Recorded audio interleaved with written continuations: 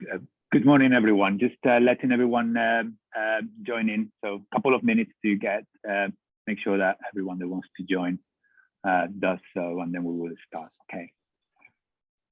And welcome, everyone.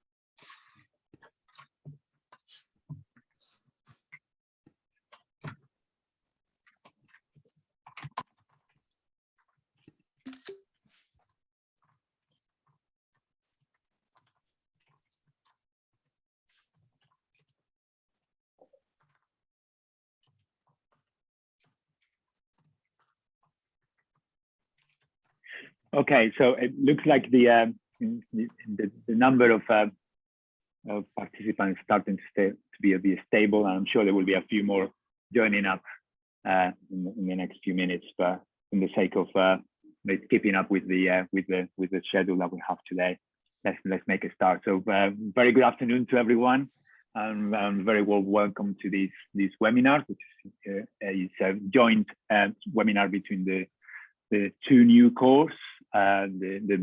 One of the pioneering new cores, the Center for Energy here at Newcastle University, and the very recently approved new core on mobility and transport, which we will have. In fact, this is the first event that since we were formally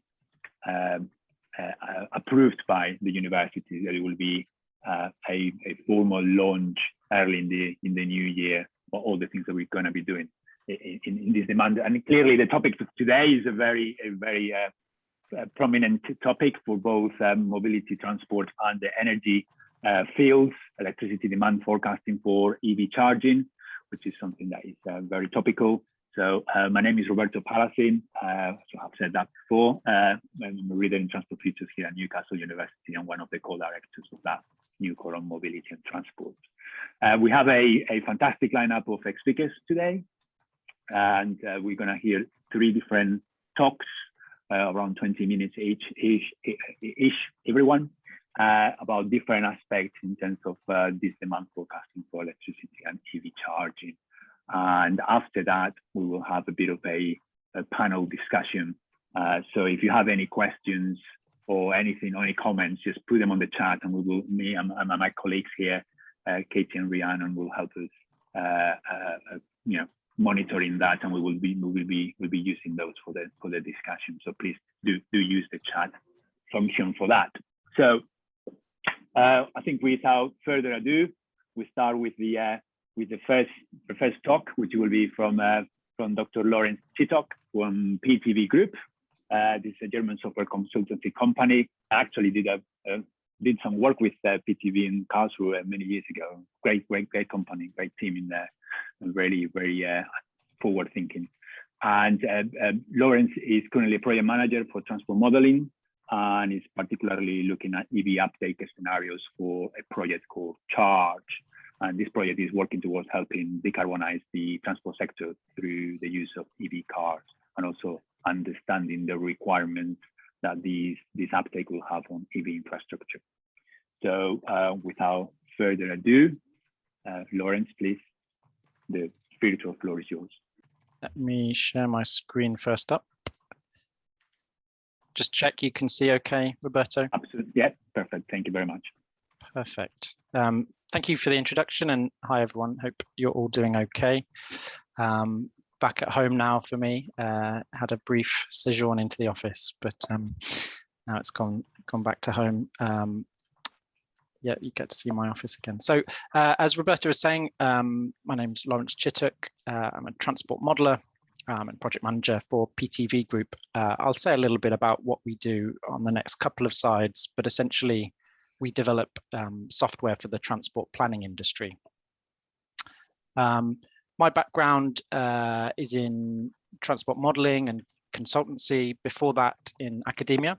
I worked on one of the first EV trials in the UK.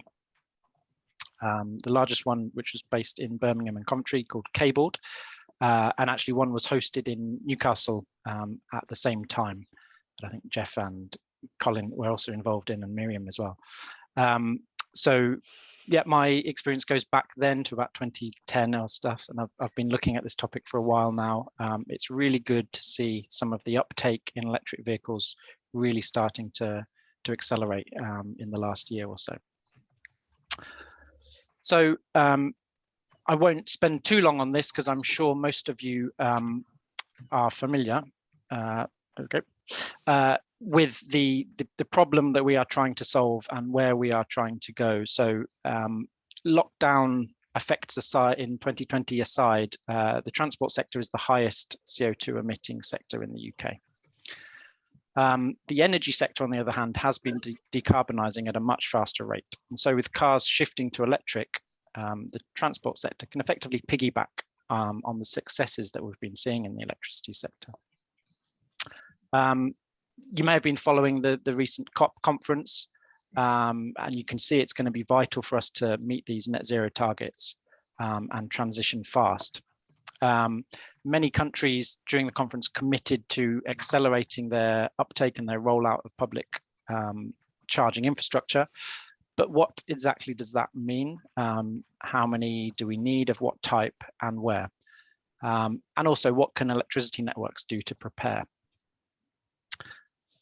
So, sorry, I've gone, there we go. So why, and I'll be talking about demand forecasting in particular for a electricity network operator. And so I've been addressing the question of why this matters to electricity network operators. Why does it matter to grid operators in general?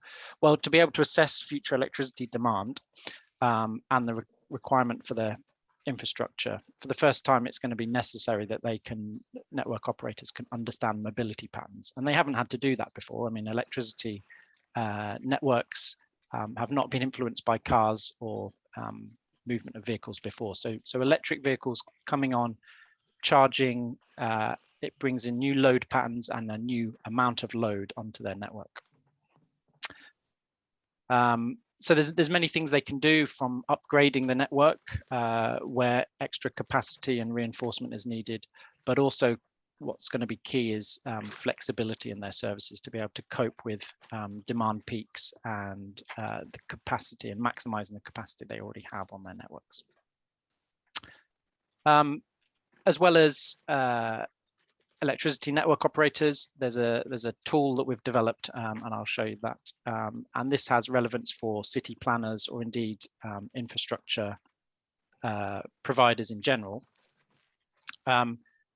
Clearly, there's a link between infrastructure, necessary infrastructure, and enabling EV usage. This is to encourage uptake, although the two aren't sort of known and perfectly correlated. It's clear that we will need some more infrastructure to enable uptake and then therefore EV usage. But understanding the scale of this need can really help planners prioritize intervention. What can local authorities, city regions do to be the gatekeepers of infrastructure rollout? So for them to know where the gaps in charging point supply are is going to be crucial. And understanding their local population, how that's segmented by income, which affects if they're likely to get EVs and when, and then also their housing type. Do they have driveways or not? So Roberto said a little bit, and I've said a little bit about what PTV do, but essentially we're a software company who plan and optimize anything that moves, basically anything that moves people and also goods. We have various software tools to look at logistics. We're based in Karlsruhe in Germany, but we have offices all over the world. And our software is used in many countries and regions. There are also teaching and academic licenses within Newcastle University. So if you're sort of not familiar with our software, find out how you can use it at the university. It will be possible. I'm going to concentrate on the use of our software called Visum, which is our strategic software there in the top left. Again, I won't go into the details of these here. So what do we build, and what do I mean by transport model? So a transport model is a digital replica of the transport system, effectively. And these models and systems have been used for several decades to help understand how transport systems operate, how people move around, and how roads and public transport services should be best operated to cope with demand. Using this technology, Visum, as I mentioned, this was part of the Ofgem funded charge project that's been developed. So we're extending some of the tools that have already been sort of established in the industry to help model and forecast how electricity demand from electric vehicles might grow and how this demand might be distributed both spatially and temporally. Within these models, there's a full representation of where people live, why they travel, how they move, and this is used to sort of build up a picture of mobility. There on the left, that's a sort of a simple schematic, basically, of the options that people have. And all of these models are calibrated to best represent what we observe in the real world about how people move around the transport system. So the charge project, as Roberto mentioned, is an Ofgem funded project that we've been working on for the last couple of years. The aim of the project is quite simple: accelerate the connection of EV charging infrastructure. How are we doing that in the project? Well, one part of it is developing and trialing innovative connection solutions, and by that I mean sort of flexible charging options. This test is in a public realm, so we're looking at flexibility in public car parks, and that's sort of the quite new bit. Previously, flexible sort of services have been set up in residential areas.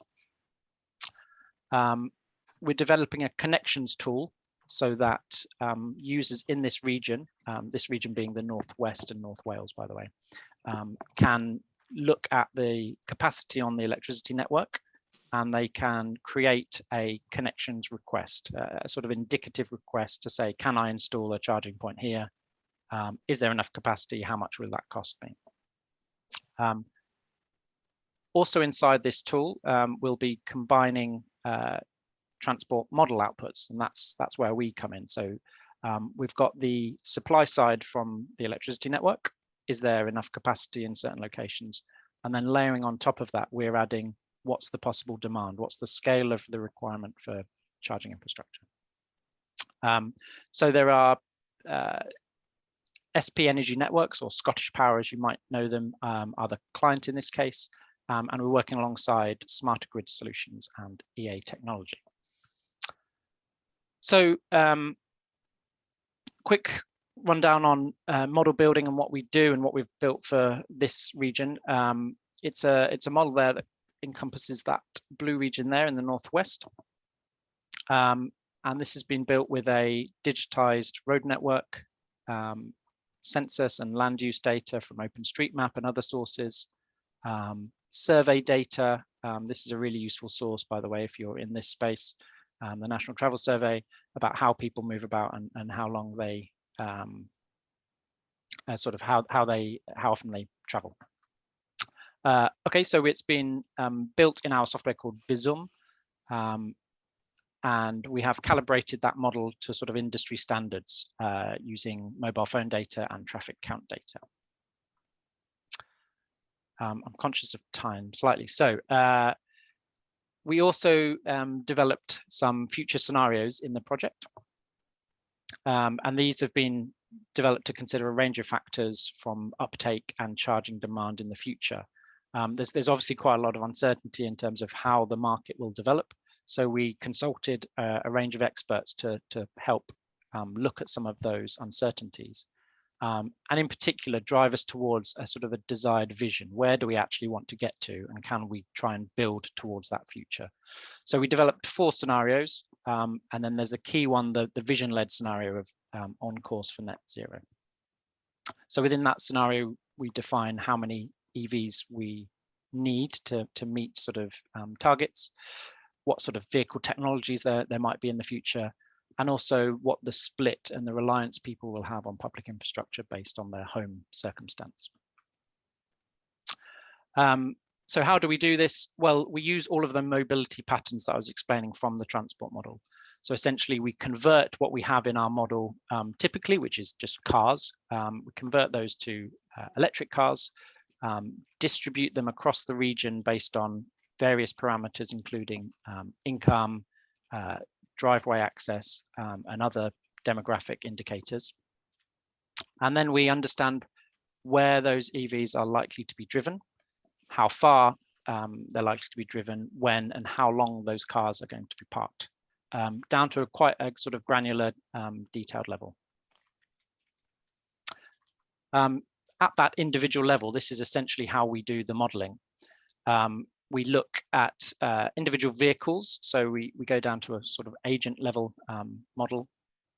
For a particular vehicle here, it's based at home. It can charge at home. It has a certain battery size and range associated with it. We infer from the model that there are trips that take place on a regular basis, going to work, going to the shops.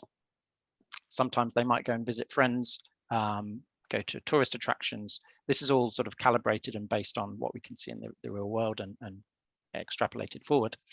And we build up these schedules across a whole week to evaluate what is their requirement for charging. So essentially, charging locations are predicted from the model based on a combination of sort of soft and hard factors. The hard factors being you have a certain amount of range, there are certain trips that you'd like to go on, and ultimately you have to charge at some point. And then the soft factors are, I can charge at home, it's likely to be cheaper than charging in public.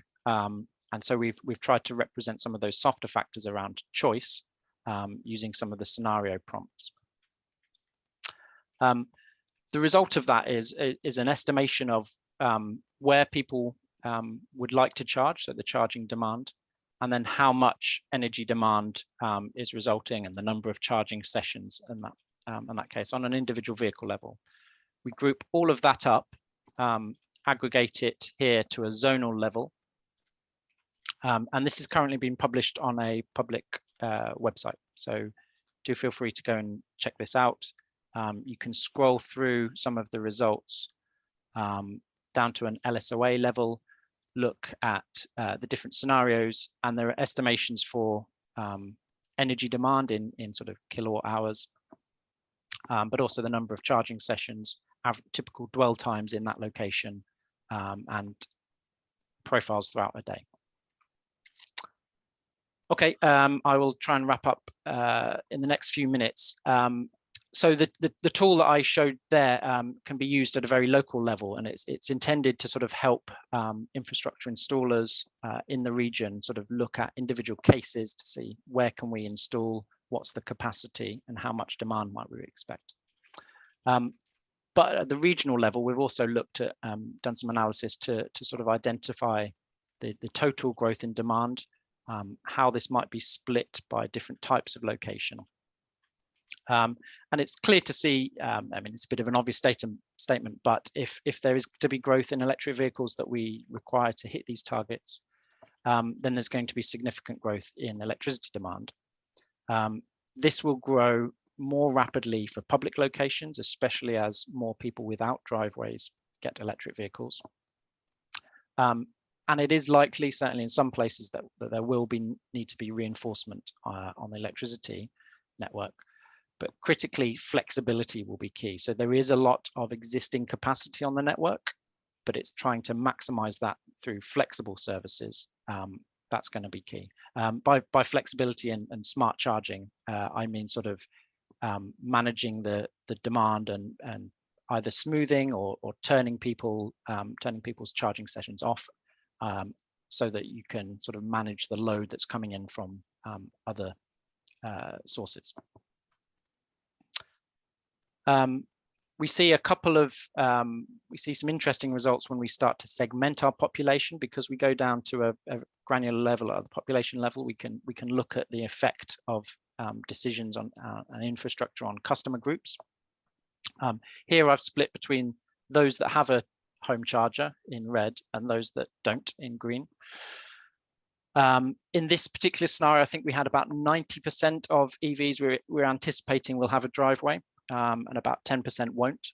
But here it's just over half of demand for public charging is coming from that 10%. So it's effectively a Pareto effect that we're seeing, the sort of 80-20 rule, that there'll be a small proportion of the population that will not have a driveway, but they're the ones that are going to be reliant on that public infrastructure. So we should really be building the infrastructure for them. Okay, hopefully I've done okay for time, but just to wrap up, we can see that it's clear that to understand the demand on the electricity networks and the requirement for public infrastructure, we need to understand travel patterns. How does demand inform what's required?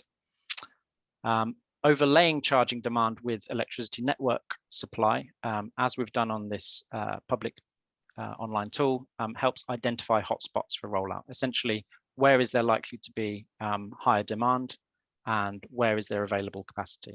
On the flip side, if there's not available capacity, look elsewhere or look for flexible services. And the requirement for public infrastructure will impact electricity networks, that's clear, but we think this can be managed, and working with the electricity network operator, we think this can be managed with considered planning. There will be localized effects, more so in residential areas, and then capacity constraint is going to be a key lever for them to limit the installation of some public charging sites, but also identify where infrastructure can be placed and how it can be managed in the best way to make use of what's currently available. So that's it from me. I understand we're doing questions afterwards, so I'll pass back to Roberto. Thank you. Thank you very much, Laurence. Spot on in terms of timekeeping. That's great. Thank you very much. Very interesting presentation. And please don't forget to put your questions. I've seen there is a question just pop in. Put your questions on the chat, or keep a notepad and make sure that you have those questions ready for our discussion. We've certainly got two or three for you, Laurence. Okay, so our next talk is from Dr. Myriam Neaimeh, which is a senior researcher here at Newcastle University, part of the Center for Energy, and where she's been leading a vehicle to grid project, a very large demonstrator in looking at the flexibility of these potential solutions using electric vehicles feeding back to the grid, but also she's group leader at the Turing Institute, leading the data-centric engineering program with an interest and a focus on applying data science methods to both the transport and the energy sectors. So Myriam, the floor is yours. Thank you, Roberto. I'm happy to be here and happy to share with you some of our findings on electric vehicles and electricity network modeling.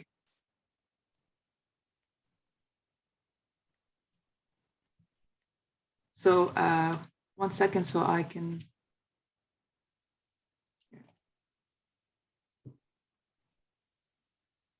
Can I confirm that you can see my screen? Yes, thank you very much, Myriam. Great, thank you. So I'll start with the motivation behind the tool we are building called Event. So the generation and consumption of electricity is undergoing drastic change. With generation, we are moving from large, centralized fossil fuel plants to smaller, decentralized renewable sources, such as solar PVs. With consumption, we are moving to new forms of demand, such as heat pumps and electric vehicles. And in some cases, those electric vehicles and their charging allows bidirectional power flows. We are also introducing new electricity tariffs that might move the peak from the current time to creating another peak. And all of this, a lot of this change is happening at the lower voltage part of the grid where the customers are connected. This part of the grid does not have as much visibility as much control at higher levels of the grid. And we need to better understand what's happening at this level of the grid. In addition to low visibility, there is also a gap between those that have capability to understand electricity networks and those who are working on other parts of the energy transition. So to bridge this gap, we are developing an online tool accessed through a web browser to build and simulate an electricity distribution network. In our case, in our urban network case, we are building a digital representation of an electricity network of a town with around 20,000 population.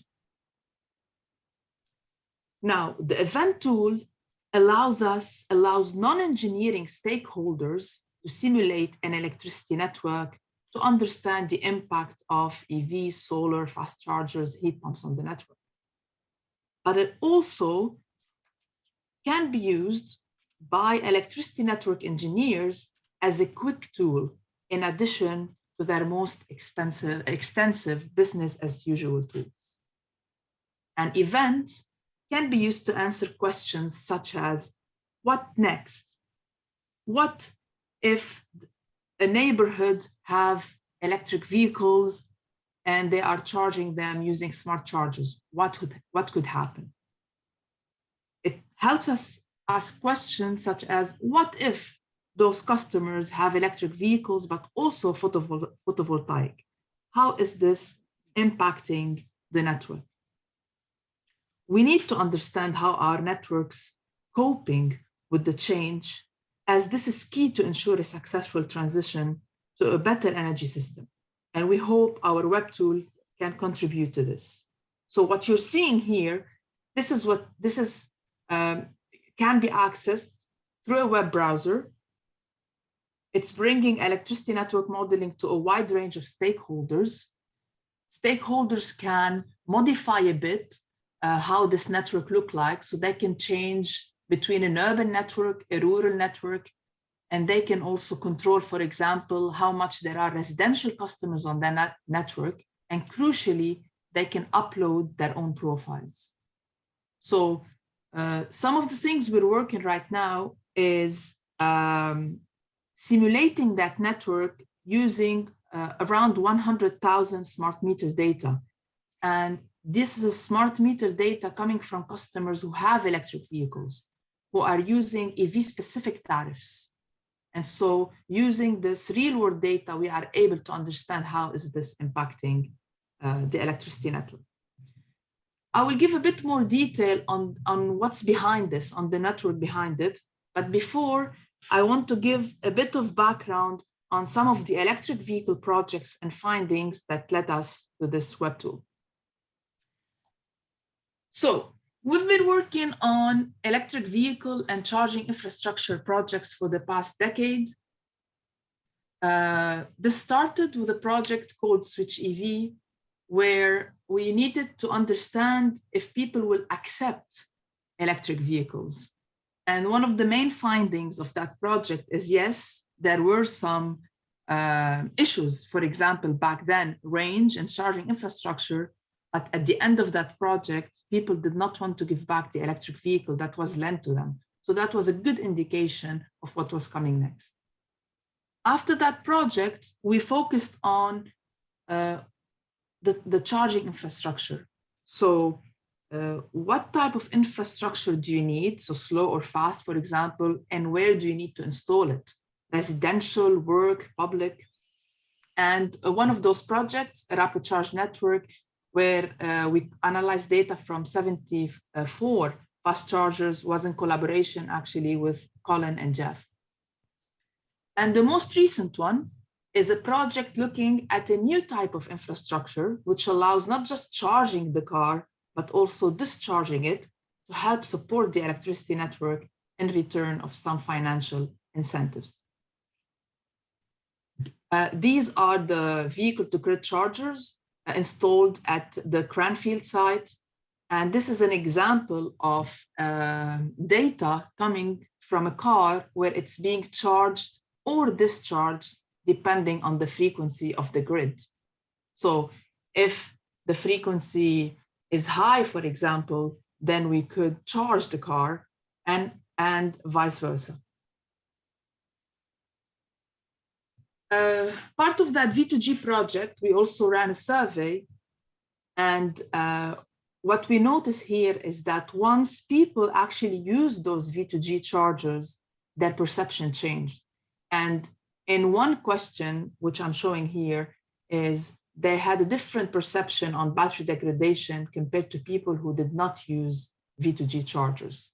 And once you use the technology, once you know it's not going to be detrimental to your vehicle, then your perception is going to change.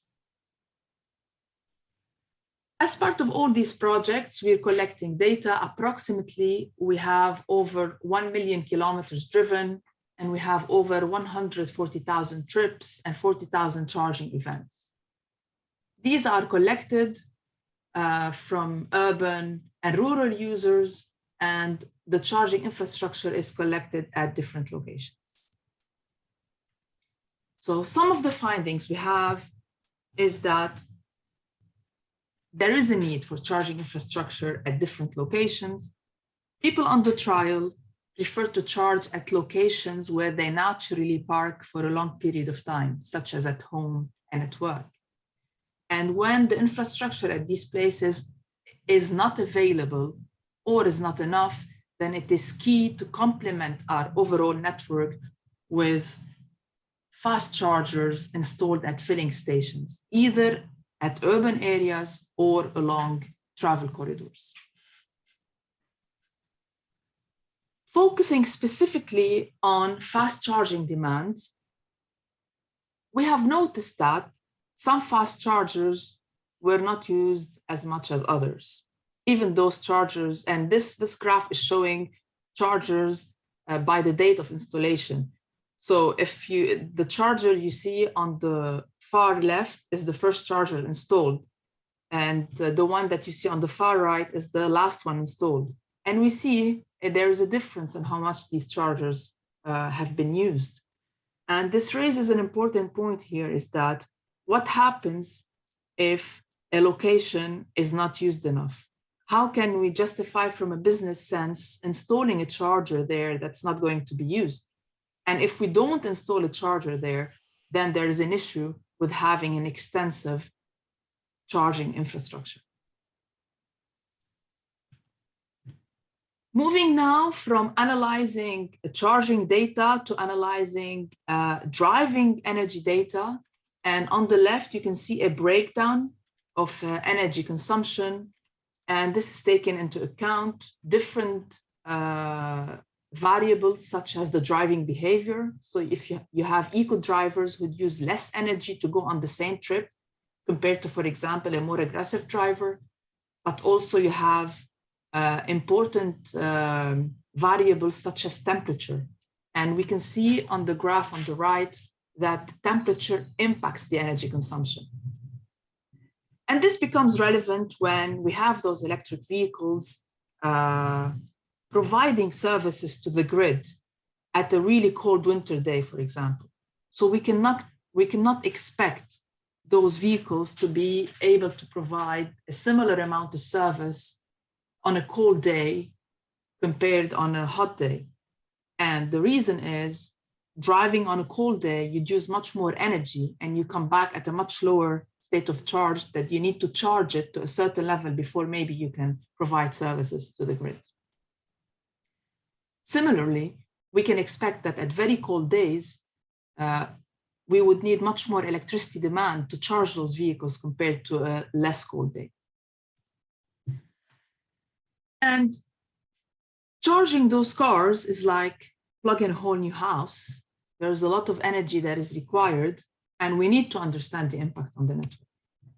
And to do that, and that's before we developed that tool, where anyone can model the impact on the network, we received data, smart meter data, from one of our project partners, and we used that smart meter data with real-world driving and charging EV data. So we combined these two data sets, and we understood the impact they have on actual real-world networks. So real data sets, real networks, and we had findings that I'm going to share with you here that are different from studies that make assumptions on energy demand or maybe use generic networks. So what we're seeing here is the impact on voltage. So this is the voltage that's dropping from the transformer. So if you can see, the x-axis is showing the distance from the substation and up until the customer connection point, and it is dropping, and that is normal. And we're seeing different lines for the different penetration levels for electric vehicles. And with more electric vehicles, so 60%, you have even more voltage drop, also normal. What we're not seeing here is breaching the voltage limits. So even with 60% EV penetration, when we used real data, we did not breach network limits. It was a bit different when we looked at the capacity of the transformers. And we compared an urban case to a rural case. Now, in the urban case, at 60%, we were very close at reaching that limit. With the rural case, even at 15%, we breached that transformer capacity. So to summarize again here, when we used real data sets, we did not need to make assumptions on people always, for example, coming and plugging their car at peak time and having to charge a full battery. We had a diverse set of data where people did not plug every day, where they did not have an empty battery. And as such, we had less impact on the networks that previously assumed. And that bring me to conclude with the electric vehicle network analysis tool, where when we had actual data, when we had validated network models, we had better visibility, better results. So we wanted to create something similar so that more stakeholders can do this as well. And you access it through a website, as I mentioned, and these are the models behind it, where we are building on the work by my colleague, Matthew Deacon, who built these models. This is an integrated MV-LV network model. So a traditional approach, we would just focus on an LV network. Now we're focusing not just on the LV where those customers are connected, but also on the higher levels. So we would capture maybe the interaction. On the right top, this is the MV-LV, this is the whole network. And every dot of that network is, for example, a neighborhood. And what you can see down is these are the feeders. So, and the smaller dots at the bottom right of the pictures, these are the households. And so we're modeling several of these LV networks, but we also are modeling connected fast chargers at MV level. So we're talking about having those urban filling stations in that town of 20,000 population. So that network you see, like the spider line, this is representative of a town of a 20,000 population. And we are saying that that town will have a couple of urban filling stations and have an MV solar. So what's happening to that network when all these households have electric vehicles and photovoltaics? And if you run that network on the website using maybe the data we are providing or the data you provide, then you can get graphs like this to check the impact on voltage without electric vehicles, with electric vehicles and different LCTs. Almost done here. So in addition to the network models, in addition to some of the data we're providing, this is, for example, data from the WPD Electric Nation project, where they made available electric vehicle data, and we're putting it as a default option for you to run that model with electric vehicle data. We're also providing photovoltaic data. So you don't just run with electric vehicle, but maybe you run with photovoltaics. Won't go into detail here. This is just showing some of the cloud technologies we're using to build that website. And so you can get, again, that front end where you can modify things. All this work is possible with the collaboration of my colleagues that you can see here. We have a website where you can go and check more about this work and more about their other respective works. Other things we're doing is a smart charging webinar. You can check it on YouTube for several topics related to smart charging. And I'm showing here recent publications on cybersecurity for electric vehicle charging and communication protocols for electric vehicle charging. Finally, that web tool will be available to everyone, and everything behind it also will be available as open source through a GitHub repo that you can find more information on it on that website, the Turing website I'm presenting below. Thank you. Thank you very much, Myriam. I assume, Kate and Rhiannon, that we will be able to share these slides with the attendees. Is that correct? Yes, of course. Yeah, absolutely. And the recording will be available online as well. Fantastic. Thank you very much. I just wanted to confirm that. So there's a wealth of information on that presentation, Myriam, and it will be good the sort of references and further reading and ideas there for everyone to pursue. So thank you very much, and we will be sharing that, of course, in after the event. Right. So our third talk is a bit of a double act with Dr. Colin Herron, Professor of Practice here at Newcastle University, and one of the founders of Zero Carbon Futures, which is a recently been a wholly acquired organization for Newcastle University, and it was established 10 years ago together with Gateshead College.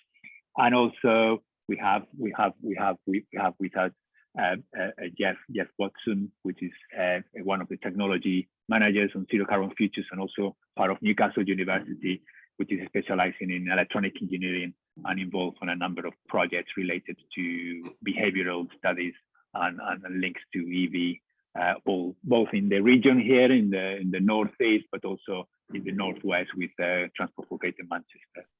Both of them really knowledgeable and a wealth of experience and knowledge on all things to do with EV and everything on the automotive sector. So a real treat for all of us to hear what Colin and Geoff have to say today. So Gent, the floor is yours. Just an introduction. This is actually Geoff's presentation, so he's going to do the majority of it.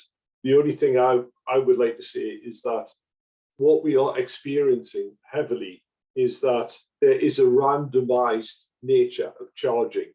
And what we're going to try and go through is in a small area, but if we imagine 37 to 39 million vehicles every day doing a randomized charging event.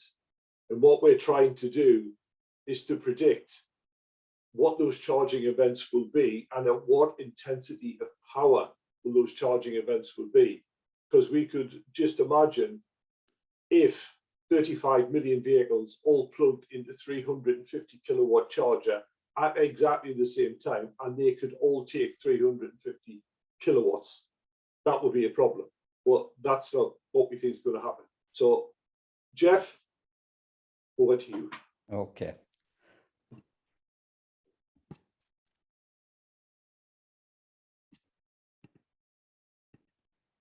If I can share the screen. Can you see that? Yeah. Yeah, perfect. Thank you very much. Right. As already been said, I'm Geoff Watson, the technical manager at Zero Carbon Futures. And like Colin, we both have a history. We both worked for Nissan at various times. Colin at the plant in Sunderland and myself at the design centre down in Cranfield in Bedfordshire. This specific presentation focuses on work that we did with the North East Combined Authority.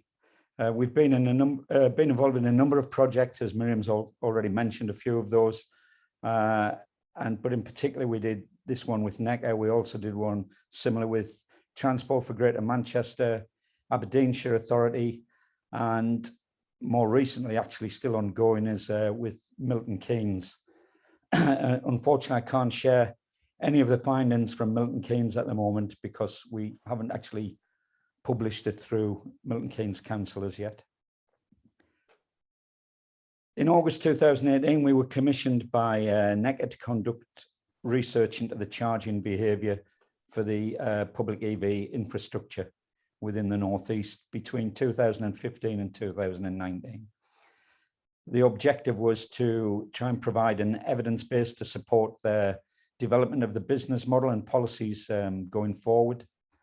And this short presentation will share some of those findings, and maybe as usual, probably more questions get begged at the end of it than were answered. Just to make it clear that the analysis involved, we started off with raw data downloads, which had to be cleaned, and we put in place a set of filtering, which was basically that a viable charging event was deemed to be, had to be greater than or equal to 3 minutes, but less than 48 hours for an event. And the total energy delivered for a valid charging event had to be greater than or equal to 1 kilowatt, but less than 100 kilowatts. I've left the slide saying charging event, but actually probably a better definition really is it's a plug-in event, because we get a start time of when the vehicle's plugged in and then an end time of when it's unplugged. There's parts of that time it may not be actually taking any charge. We don't know. Just as an overview of the landscape, we looked at 7 local authority areas: County Durham, Gateshead, Newcastle, North Tyneside, Northumberland, South Tyneside and Sunderland. And as you can see from the numbers, the estate in the early days was predominantly made up of 7 kilowatt fast chargers and 3 kilowatt slow charge points. As time went on, more and more rapid chargers became the norm, and that's definitely the case within our Milton Keynes study. We also looked at breaking down the charging locations into 5 categories. First one is workplaces, which is self-defining. Public places, which were, there's 3 categories within that: public on-street, public off-street, and commercial places. Which commercial places such as retail parks, cinemas or leisure facilities. Actually, I would say now that the final one, where we call transit locations, where we say the places where drivers' primary purposes for visiting is to recharge their vehicle quickly, and all of our transit locations had rapid chargers in place. But actually a lot now, commercial places are also deemed to be either hubs or transit quick charging locations. General observations, if we look at them, group them slow, fast and rapid charges. Down the side, the different things we looked at were the number of charge events, the number of charge posts, number of charge events per charge post, number of charge events per charge post per month, the average energy in kilowatt hours, the average energy per charge post per month, total duration and average duration. I've just highlighted a couple of things there right at the bottom, the average duration. As you can see, it's around an average of 39 minutes for a rapid charge event, as opposed to 4.5 hours for a slow and 4 hours for a fast charger. And then if we look at the average energy per charge post per month, again, quite normal, because you can get more charge events through a rapid charger in a day than a fast or a slow, then there's more energy taken from those charge points. We also then looked at that from a location point of view. So I mentioned the public places, workplaces and transit. The average duration in workplaces, unsurprisingly, was 5 hours, which reflects that obviously it's not just charging, it's parking at the workplace rather than a specific need for charging in some cases. Also, charges in transit locations deliver almost 2 charge events per day on average, whereas public charges only deliver 8 per month. Workplaces only 6 per month. On average, charges in transit locations delivered 8 times the monthly average energy of charges in public places and 10 times more than in workplaces. However, the average energy per transit charge event, just under 9 kilowatt hours, was only slightly higher than in public locations. Again, just to recap on that, if you look at them from a year-on-year perspective, then we can see that the averages across the for slow charges on the right-hand side, 4.5 hours. I don't know why we didn't really work out why there was dips in 2016 and 2017.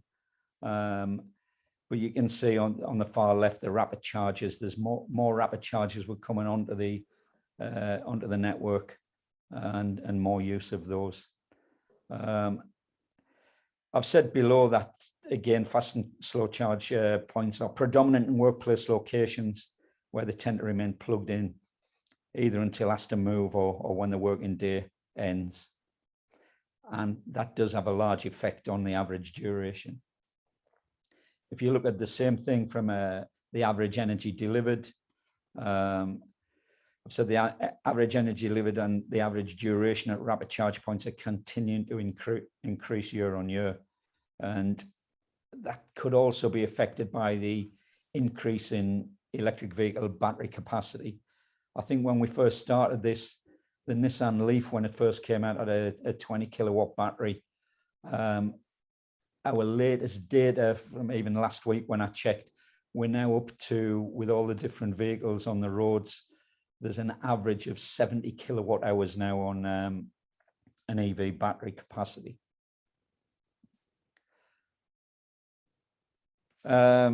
Again, that's just reiterating the point I've just made, that we've seen significant changes in battery capacity moving forward. The average duration of rapid charge events almost doubled over the period, rising from 32 minutes to 56 minutes in 2019. The reduction this causes in rapid charger availability should be considered in further deployment strategies. This was something we've seen at the end of the the project, where the number of local authority-owned charge points in the Northeast LEP area seemed to be in decline, whereas the Department for Transport figures show that nationally the number of charge devices continue to increase. I've split that down by each local authority area from 2015, 2019. I've even put 2020 in there. So the question is, why is that happening? And there are a number of possible factors. One factor could be a fall in the use of charge your car public chargers. All of this data came from the charge your car network. And what we're saying is, over that time period, there was an increase in the availability of non-local authority-owned charge points. So Pod Point, Genie Point, etc., which we didn't have the data for. So there could still be a rise in the area. It's just that certainly the data that we were receiving back from the charge your car points were on decline. Again, that could be charges falling into disrepair or not being maintained due to lack of budgets, or all charge points can be removed from service, like the slow charge points are now a kind of a legacy charge point. They're being replaced with fast chargers and then rapid chargers, and then now ultra rapid chargers. Again, this just reiterates the diminishing landscape, or seemingly diminishing landscape. We then looked at, there was a lot of talk in these days about charge points not being utilized enough. And we kind of got, or a lot of the media got hung up on this, and local authorities too, and the public. And for me, it was, well, how do you define utilization? The dictionary definition is the action of making practical and effective use of something. So what is practical and effective use of a charge point? I've said for each individual charge point, this could be the number of charge events. It could be deemed as the energy delivered per month, the number of users, or the average duration of a charge event. The effective business model is very much dependent on which definition is used, or not all business model fit all charge point types and charge point locations. The variables that you need to consider is actually the available recharging time. Not that the charge point is available 24 hours a day, but a realistic charging window, which I'll come on to. Obviously the location, the type or the capacity of the charge point to deliver energy, whether it's slow, fast, rapid, or ultra rapid, how much energy is delivered, the charge event duration, and the number of users. If I look at the time of day, the charging window, actually, I've seen lots of people saying, oh, that these charge points can be utilized this many times per day because there's 24 hours in a day. But actually, if you look at the hard data, around 90% of recharging event takes place within a 12-hour window between 7:30 in the morning and 19:30 on an evening, basically during working hours. So you could really say that realistically, there's only half the available time that people talk about.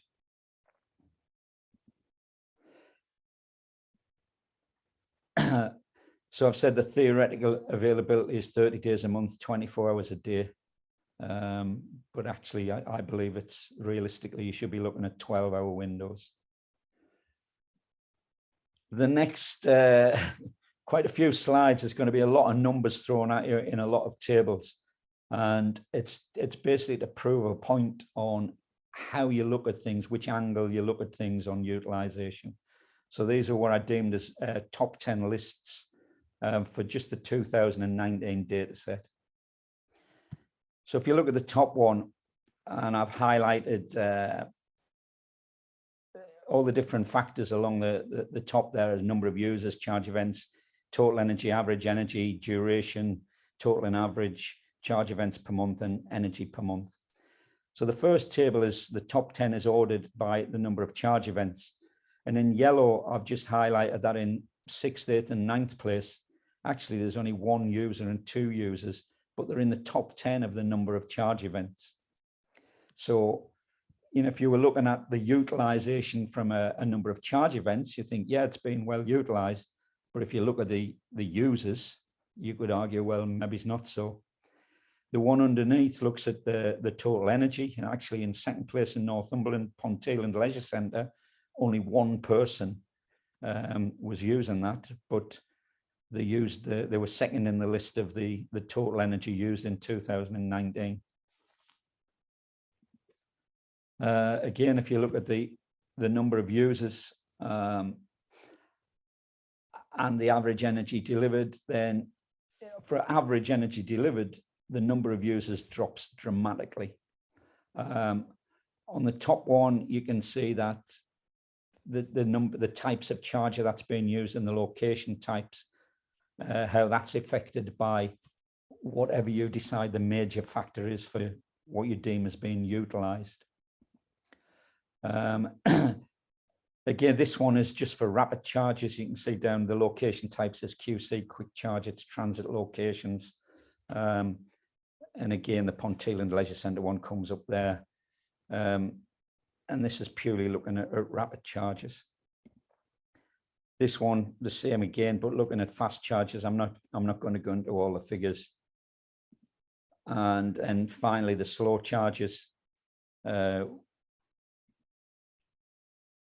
And then I looked at them by location type. So this is the top one is public off street. And the bottom one is commercial places. only. And then finally, there's public on street. And if you look, what's quite unusual for the public on street is the number of users is really low for the number of charge events. And people are saying we need more public on street charge posts, but actually you'll see from these charts here that although the estate, the number of charge posts by location type, only 8% of the hardware out there was in 2019 was public on street. They were only utilized 2% of the time. The predominant usage was rapid charges, which is certainly the case going forward. Something that we've seen, there's more and more happening. We were involved with the one in Sunderland and certainly in Newcastle as well, with the move to EV filling stations and hubs. Milton Keynes is strongly involved in looking at hubs and filling stations. And maybe, like I say, I think the government are throwing money at putting more charge posts on street. Maybe that's not where it needs to be. I think of myself as, with a fossil fuel vehicle, I can't have a petrol pump on the street. I have to go to a filling station. And these days I generally do that when I do my shopping at the supermarket. I think it's the charging habits that we're seeing coming from the Milton Keynes data and other data sets we've looked at suggest that that's what people are doing. They're moving towards convenience charging. So they're putting their charging events, if they haven't got one at home in particular, into sort of their everyday routine. So if they're going to do the shopping on on a Wednesday evening or a Saturday morning, then they try to plan in that's when they'll charge the vehicle, because they can plug it in for a length of time, or when they go to the gym and they might be in the gym for an hour or so, and they can plug the car in for that amount of time. So when you're looking at this towards energy demand, I think it's all well and good saying, well, this is what the demand is for all of these households. This is what the demand is for on street. But you really have to factor in how the behavior of people is changing as more and more vehicles come onto the road, and the battery capacities in particular are increasing. So this has a major bearing on really where the locations can be and possibly where the locations should be for new charging infrastructure. So in conclusion, I've said right at the bottom is, most reports currently only cover the quantity and types of charge posts required towards reaching the 2030, 2035 targets. But without considering suitable locations, these figures could be meaningless. Battery capacity dictates effective range that may influence habits going forward. Certainly in the early days, everyone was talking about range anxiety. You don't hear a lot about that now. People are quite happy with the distances that you can get on a fully charged battery. It's more about, people are more moaning about how long they've got to stand to actually charge the vehicle, that it might take them 20 minutes to fully charge. But the question is, do they really need to fully charge? How often do you totally use up the capacity of your battery and then top it up to full again? So that's just a quick run through of the data from 2015, 2019. Certainly Colin and I are more than willing to hold further separate discussions or within groups if anybody wants to get in touch with us. Thank you. Geoff, could I just add one last one? In the last year since we've done this, we've also seen the introduction of 800-volt systems. Yeah. What this means is if all the vehicles go to 800-volt systems, they're going to take twice as much power in basically the same amount of time. That could have an instantaneous massive impact. So to try and look at all these variables that we're seeing with battery chemistries, we're working with Maths and Stats NewSolve and other partners to try and do some accurate modeling using expected technologies, current technologies, and behaviors of people to see what at certain times of the day will actually be the energy requirements, and subsequently also how many chargers we really need. Thank you. Thank you very much, both. Thank you, Geoff, for that very interesting presentation. Lots of data, but some fascinating facts in there. Certainly someone has a very big car in Pontillen and is doing an awful lot of charges while going for a swim and a bit of a gym. So very interesting. So we have now just under 25 minutes for some discussion for our 4 panelists.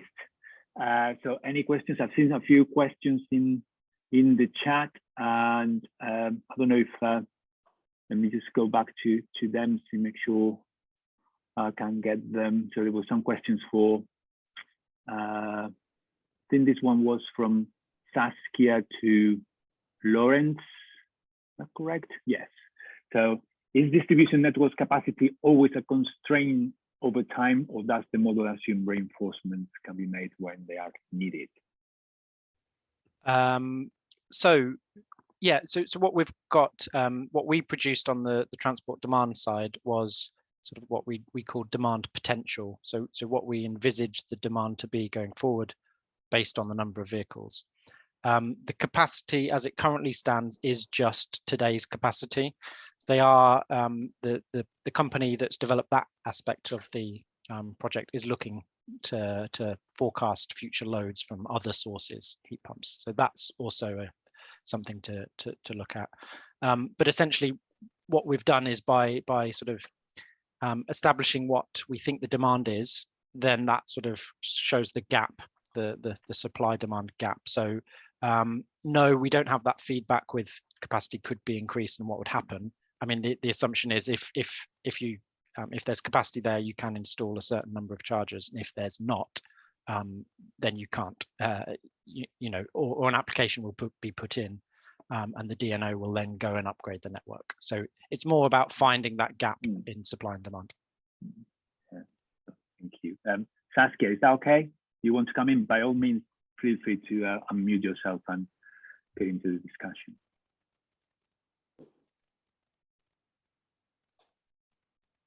I assume that's okay.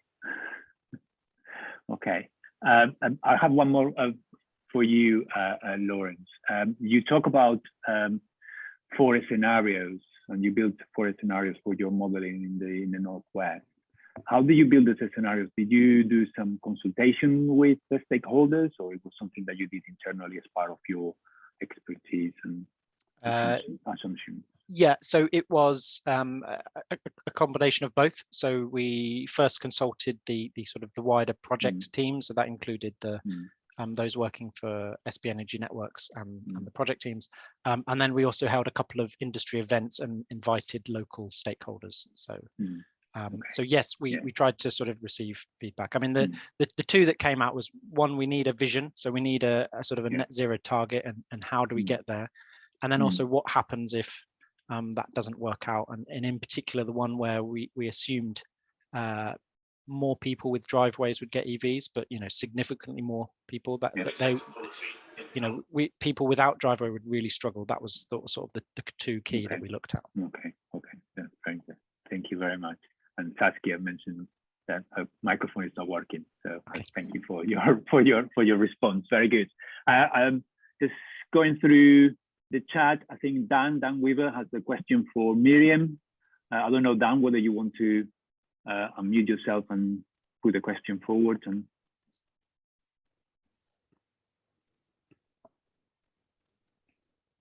otherwise, I'll read it out anyway. So Myriam is looking at your slide on consumer perceptions, and Dan is keen to hear whether you have any empirical data on the battery degradation resulting from vehicle to grid. We don't have any empirical data on the degradation of the battery.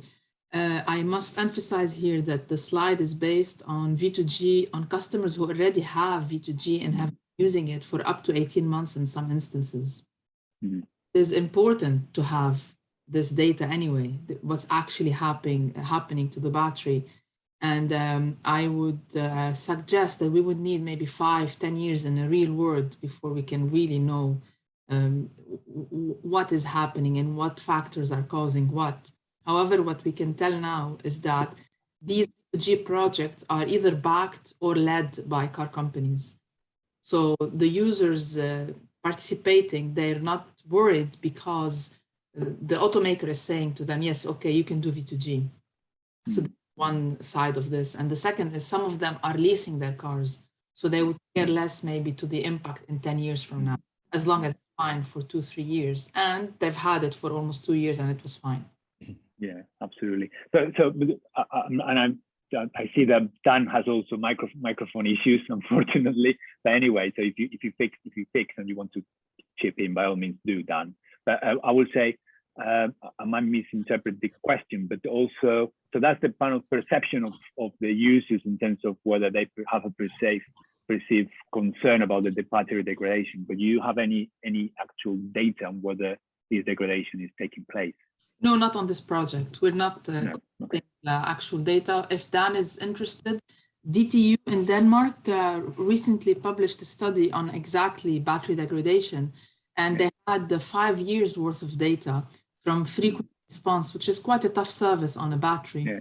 And they had batteries that are small, 24 kilowatt hours. And what they found is that after 5 years, V2G only resulted in 5% degradation, and the rest of driving. So we would expect that to be even less when the batteries are bigger. Okay. Thank you very much. Hopefully that answers your question, Dan. There's been a couple of questions for while Geoff was presenting to Colin, which has been answered in the chat. So have a look, and I don't know if anyone wants to chip in on that. But I just a new question on the chat from Johnny from Base for Colin and Geoff. I don't know, Johnny, whether you want to come in. Hopefully your microphone works. If not, we think it's going to be some sort of jinx on this call. Are you able to call in to join in, Johnny? Maybe we are jinxed. Okay, so I'll read it out. So have you? So do you know any details on the charge point users? I don't know if it would be interesting to see the usage from drivers without access to off-street parking, and where the difference between those and those with access. So I don't know if Colin or Geoff wants to. I can answer some of that. Yeah. Probably Colin will as well, but certainly from the data set point of view, from a privacy point of view, where we don't get any information of the users.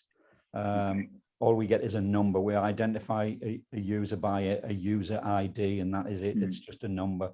What we did do as part of this project, though, is we ran questionnaires with drivers as well. We did one-to-one telephone conversations. I think Colin's got more on what came back off that.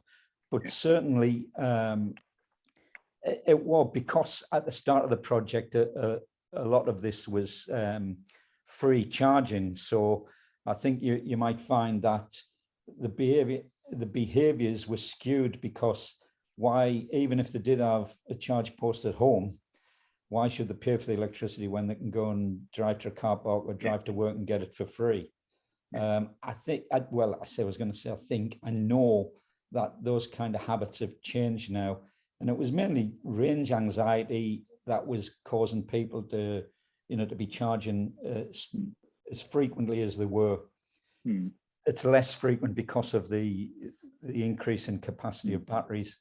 The other thing was, we talked about a lot of in the early days, a lot of the charge posts were put in prime parking places. So the closest to the gym, or the closest to the entrance to the shopping center or the cinema. So people were using that as what I deemed as squatters, where they didn't actually need any energy, but they plugged in because it was more convenient for them to take that parking space.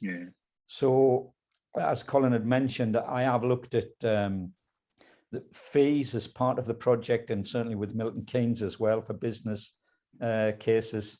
And I looked at not just charging for energy, but also charging for parking, or it could be only charging for energy or only charging for parking, or a mixture of both.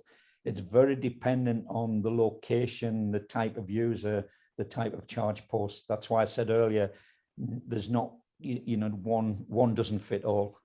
Yeah, absolutely. And I suspect if the increase in energy prices continues as we are currently experiencing, that kind of behavior towards the more affordable public spaces towards near islands in your own home charge might increase, particularly with the big size batteries that are coming into the market and the power that you get. So Colin, yes. Robert, can I just pass a message on to Dan? I'm sure Myriam won't mind. Be careful on old studies on 24 kilowatt hour batteries, because the battery chemistry is obsolete already. So the 24 was replaced by a new chemistry from the 30. There's now a new chemistry in the new vehicles. So one of the challenges I know Myriam has is we never get a stable battery for long enough to do a longitudinal study of the impact on the battery, because the battery management systems and the chemistry keep changing all of the time.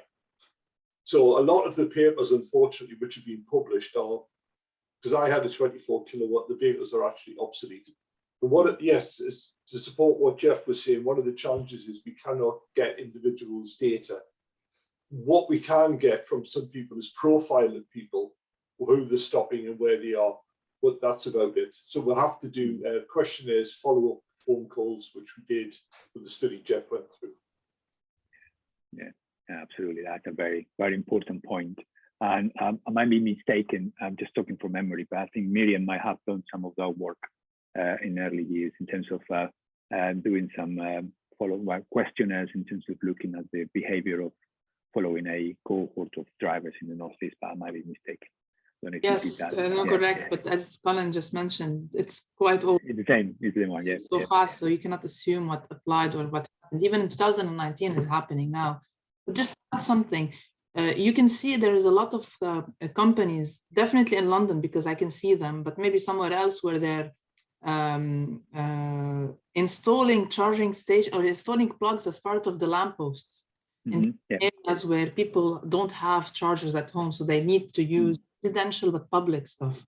I'm assuming until now, if you did not have access to your own charger, either at home and at work, you are unlikely to have bought an electric vehicle.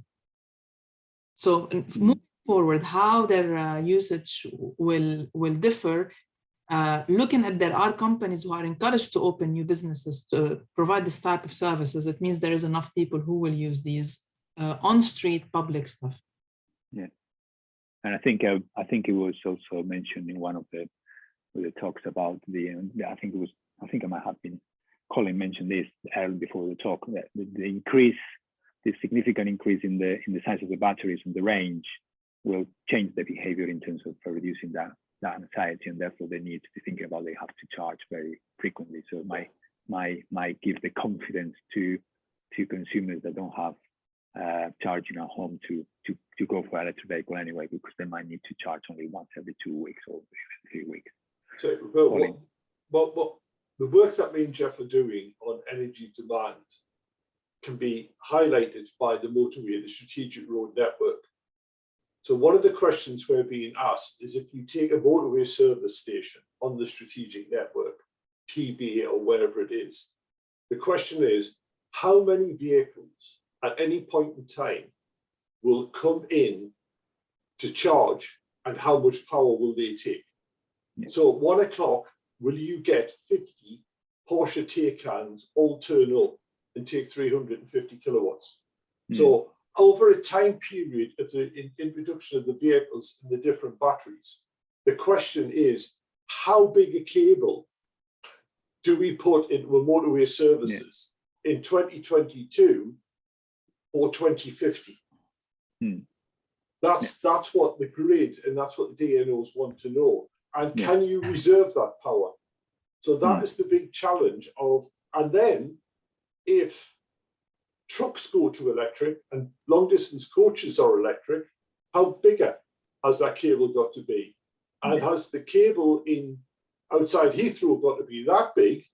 And the one up in the Scottish Highlands got to be that big? So this is a massive question which impacts on the energy demand. And we're trying to guess this for 35 million people who've never driven an EV, and we don't know what battery they will have when they drive it. I'm involved.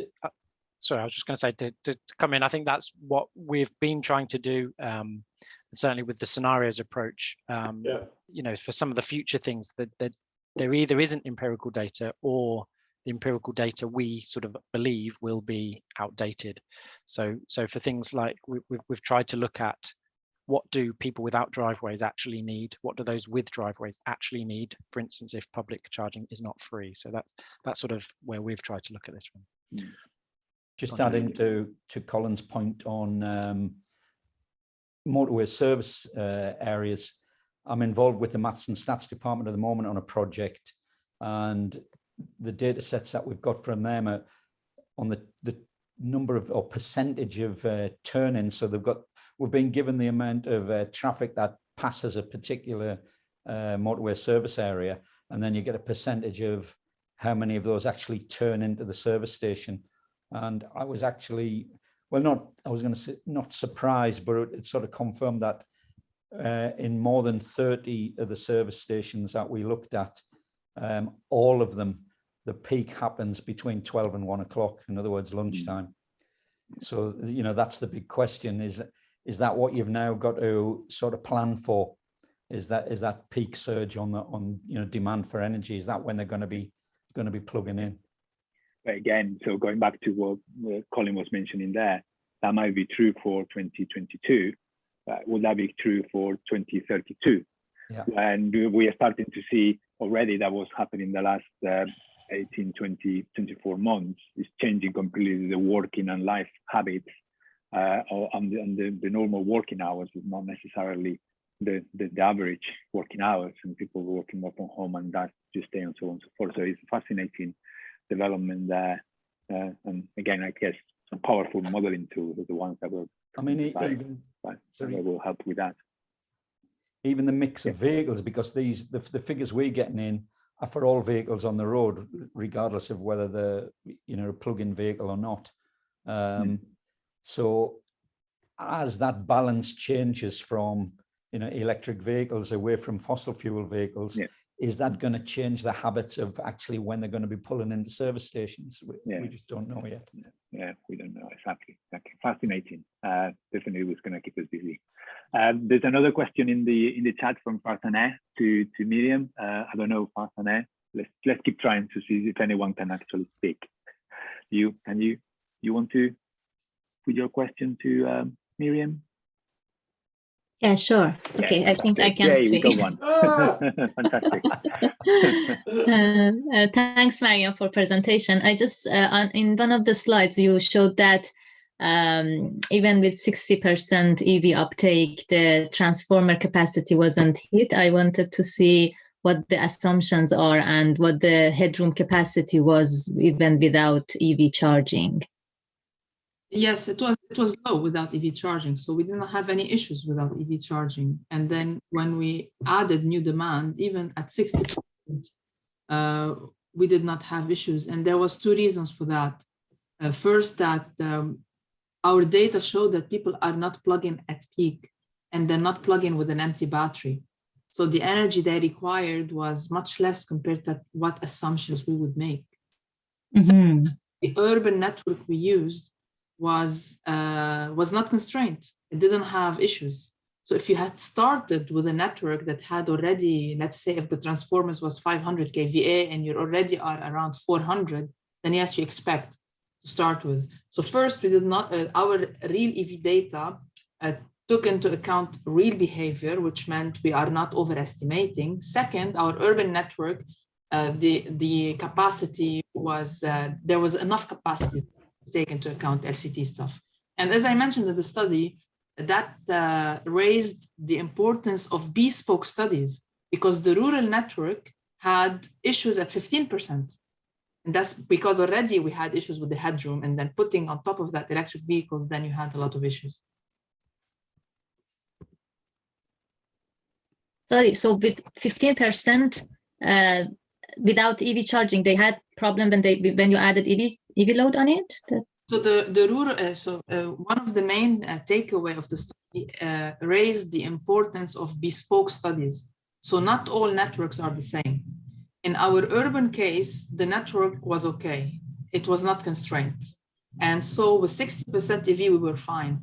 The rural one, we already started with a network that was starting to show problematic signs because only with 15% EV penetration, we had issues. So in the future, we cannot assume 60% EV penetration is going to cause issues like that.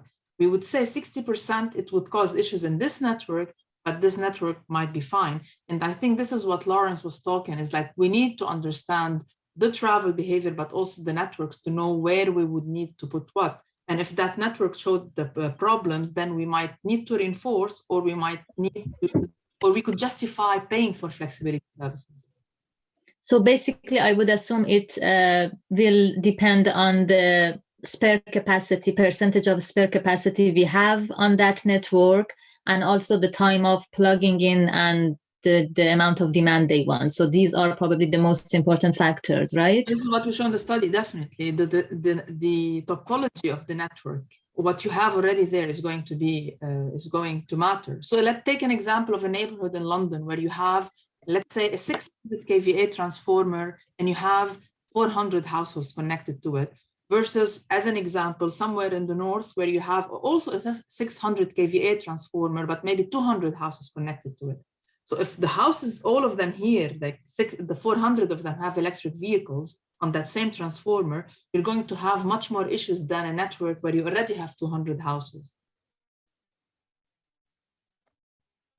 But yeah, this again impacts the spare capacity, right? Yeah, exactly. Sorry, exactly. I think I'm taking a lot of time. Spare capacity and characteristic of the network, definitely very important. And that's why we need bespoke studies and real world data, so we don't make assumptions that everyone is charging it. Yeah, okay, There's a link of the study, I'll post it now there, because you can actually, there is, I think, a graph in the study showing the actual headroom. So I'll post the link now, and you have more questions, feel free to email me. Sure, thank you. You're welcome. Just to second some of that, yeah, I mean, feel free to go and look at our website, so where we have sort of mapped the electricity network data, and there is no sort of one conclusion we can draw from that across the whole region. It is just as Myriam was saying, some places there are issues, there's not really enough capacity as it currently stands, and some places there is plenty. So it really is a case of, so what we've tried to do with the tool is to give the installers the power, the tools that they can go and see where can they do this at least cost. For public infrastructure, what you need to do is put in an application to your DNO. And they'll either come back and say, yeah, go ahead, or they'll say, this site needs reinforcement, and you're going to be the one that pays for that reinforcement. In which case, most people disappear or choose again. So the process that we've tried to bring in with this tool is to open that up, to make it simpler for people to see where there is existing capacity. Laurence, would you mind sharing a link to that tool on the chat? I'll put it in the chat. Yeah, sure. And while you're doing that, are you able to comment a bit on your modeling approach of how you managed to overlay transport model and electricity distribution network model? So in 1 minute. In 1 minute. So the simple answer is we haven't done the feedback as sort of alluded to in one of the earlier questions. So we've just sort of said, what's the top-down demand basically? If we have all these vehicles, what's the demand that they will bring? And here's the current capacity. Capacity, where did you get it from? That's not so easy to get. No, so working with the DNO. Okay. So it's their data. Yeah, it's their data. I've just posted the link. There we go. Brilliant, thank you. Spot on. So 3 o'clock, just turned 3 o'clock. So time's run out. We could spend probably all afternoon here discussing a very interesting topic. All left to me is to thank our great speakers today, Laurence, Myriam, Geoff, and Colin, for their very interesting and insightful talks, and also thanking Kate and Rhiannon for organizing this and making this possible. So stay tuned for more events like this from both the new core and energy, and also the mobility and transport, where we'll be exploring more in detail things like electromobility and other transport modes as well. So in the new year. But for now, so thank you very much to all, and have a Merry Christmas. Thank you. Thank you, Roberto. Thank you, everyone. Thank you. Bye. Thank you. Thanks, Kate. Thank you.